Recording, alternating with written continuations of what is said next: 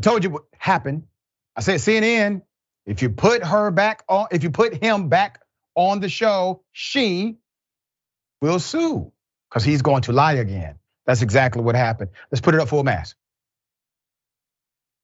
Okay. E.J. Carroll is mulling filing a third lawsuit against Donald Trump. Good for her. Why? Because Donald Trump decided to do the thing that he just got convicted of doing, which is defamation. All right. So Donald Trump decided to ridicule E.J. Carroll, his victim, during a CNN town hall on Wednesday evening, the day after a federal jury found Trump liable for sexual abuse and defaming E.J. Carroll. Meanwhile, Trump is appealing the $5 million verdict awarded to her. That's according to a new federal filing on Thursday. All right. Now, this is really interesting because the lawsuit that actually stemmed from an assault in a Bergdorf Goodman dressing room. This was in the 90s. But on CNN, he called the sexual assault a made-up story. That's what he said. CNN gave him the platform to do so. He also continued to deny knowing who Carroll was, a claim he's made since she published an essay in 2019 detailing the assault. This woman, I don't know her, I never met her, I have no idea who she is, Trump said on CNN. She described Trump's Wednesday comments as old school misogyny. I am upset on behalf of young men in America, Carroll told the Times. They cannot listen to this balderdash and his old-timey view of women, which is a caveman view. Carroll still has another defamation suit against Trump making its way through the court. She's probably going to win that one as well, stemming from other comments he has made in which he accused her of making up the assault. Trump has tried to argue that since he made those comments while he was president, he can't be sued despite pending litigation. Kaplan said another lawsuit against Trump is still possible. Kaplan is the attorney for E.J. Carroll. Everything's on the table, obviously, and we have to give serious consideration to it, Kaplan told the Times. We have to weigh the various pros and cons and we'll come to a decision in the next day or so, probably. Now, here's a new dynamic to the potential future lawsuit. CNN was aware that Donald Trump lies about this particular person.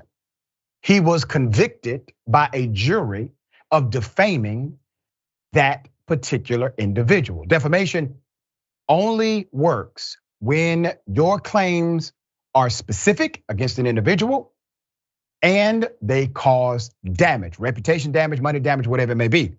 CNN decided to still platform the guy.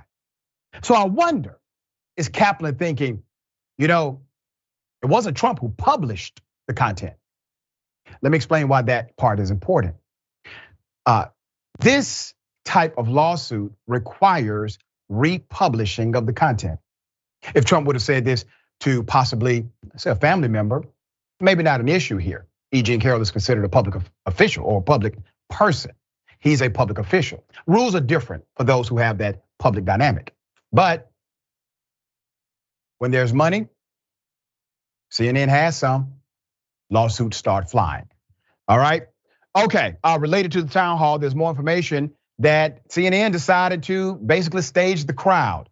So you heard people applauding Donald Trump, but nobody seemed to be shocked by the ridiculous and insensitive things he said. I'm like, wait a minute, did they do this in Florida at his house? Because nobody has a problem with anything that he's saying, everybody is applauding? Well, that's because CNN, they set the audience, among other things. Viewers complained that CNN had reportedly stacked the audience with 400 voters, defined as sympathetic to Trump. What? Wow. But those voters may not have been as sympathetic as they sounded, according to a conversation between Puck News senior political correspondent and Tara Palmera and Matthew Bartlett, who served at the U.S. Department of State. Quote, on CNN, it sure looked like Trump won over the crowd during his town hall interview with Caitlin Collins, it reads. But the reality was different in the room. And in the state of New Hampshire, When asked about whether there were ground rules for the audience, the individual present stated that the network did some warm up with the audience ahead of time. That included the floor manager guiding spectators on how to respond and how not to respond, according to the interview. The floor manager came out ahead of time and said, please do not boo, please be respectful. You are allowed to applaud. And I think that set the tone where people were going to try their best to keep this between the navigational beacons. That if they felt compelled to applaud, they would, but they weren't going to have an outburst or they weren't going to boo and answer. Wait a minute. CNN, I thought this was about the authenticity of the moment. You know, there are people who like Trump, there are people who don't like him. Why is it that only the people who like him are able to applaud, but the people that don't like him or what he says, they cannot express their disdain? This doesn't make sense. When this happens at a presidential debate, I've seen you all try to correct the crowd in real time. But typically, you do not tell the crowd, hey, you can only applaud for these people, and you cannot express any disappointment in any answer they give. Once again, I think that direction is adversarial to the notion of transparency. You're already platforming a guy who has been convicted of sexual abuse. And then you stage the audience to give him a favorable presentation. There's a problem here. All right. Jackson, thoughts? Well, the reality is that the more I watch, the more it just really seems like independents and swing voters just simply are not going to vote for Donald Trump. It's looking like Joe Biden's going to pretty effortlessly win re-election, as most incumbents do win their re-election. So it's really not unique in that regard.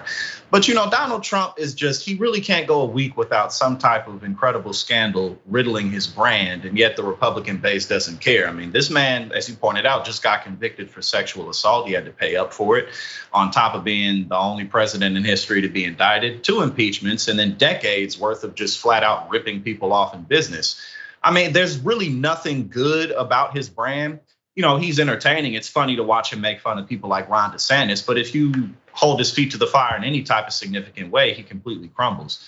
Because the Republican base somehow saw that CNN town hall and thought, yeah, he sure did stick it to him. But anybody else who saw that could really, he did bad. He did terrible. On top of the things that he said about E.G. and Carroll the day after being convicted, all he really did was go up there and say that he, in fact, won the 2020 election. Anybody who disagrees with that is stupid. He literally said that. And pretty much nothing else. But I won't complain about the fact that it's really looking like he just simply can't win a general election. But it's really crazy watching the Republican Party just not be able to get rid of a man like Donald Trump. Yeah, it is interesting. Now, I wish I could share your enthusiasm about an eventual Biden victory. I do not. I hope I'm wrong about that, but we'll see. Biden, however, he's no champion of progressive values, but at least he's not Donald Trump. This is sad as hell. We have to vote that way.